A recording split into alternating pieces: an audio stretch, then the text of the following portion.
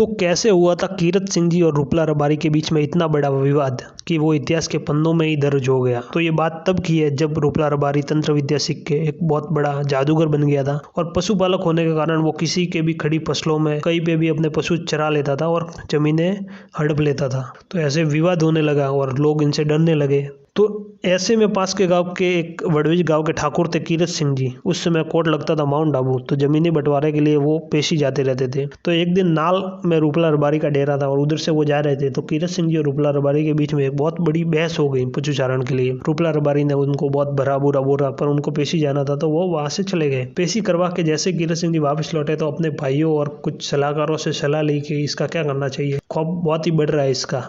उसके बाद में एक दिन वो शाम को रावले में आया ऊँट पे बैठ के और उनको भला बुरा बोल के चला गया रावले में।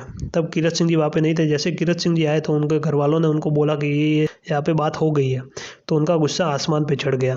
उन्होंने पास के गांव के एक ठाकुर थे लाल सिंह जी, उनको सलाह ली कि क्या इनको मार दिया जाएगा क्या। तो उन्होंने सलाह दी मारना नहीं है वरना जमीनें जब्त हो जाएगी, इनका नाक काट दो तो उनको सबक मिल जाएगा। आसपास के कुछ भाई भील भाई थे, उनको इकट्ठा किया और कुछ राजपूत थे कि इसका खौफ गाँव में बढ़ रहा है, जमीनें हड़प रहा है, लोग डर रहे हैं इससे, इसका इलाज करना पड़ेगा। तब जाके एक दिन नाई को वहाँ पे भेजा कि वो किस समय उसके पास जादू की पोटली नहीं रहती है। जैसे ही वो नाई पता करके आया कि ये शाम को वो आता है पशु चरा के और उस समय वो सो जाता है पोटली साइड में रख के। तब 200 आदमियों को लेकर कीरत सिंह जी वहाँ पे पहुंचे और जैसे ही उसका वाड़ा था उसको आग लगा दी।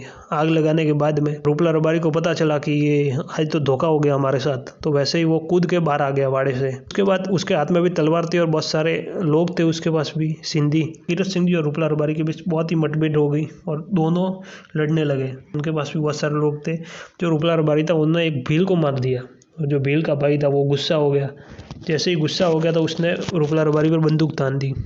पर तब कीरत सिंह जी ने उनको मना बोला कि इसको मारना नहीं है, सिर्फ नाक काटनी है। पर उसके अंदर गुस्सा भरा हुआ था तो उन्होंने उसको मार दिया। तो ऐसे रूपला रबारी का अंत हुआ था और यही विवाद था। दोनों की छतरी आज उस गाँव में बनी हुई है, आप देख सकते हो।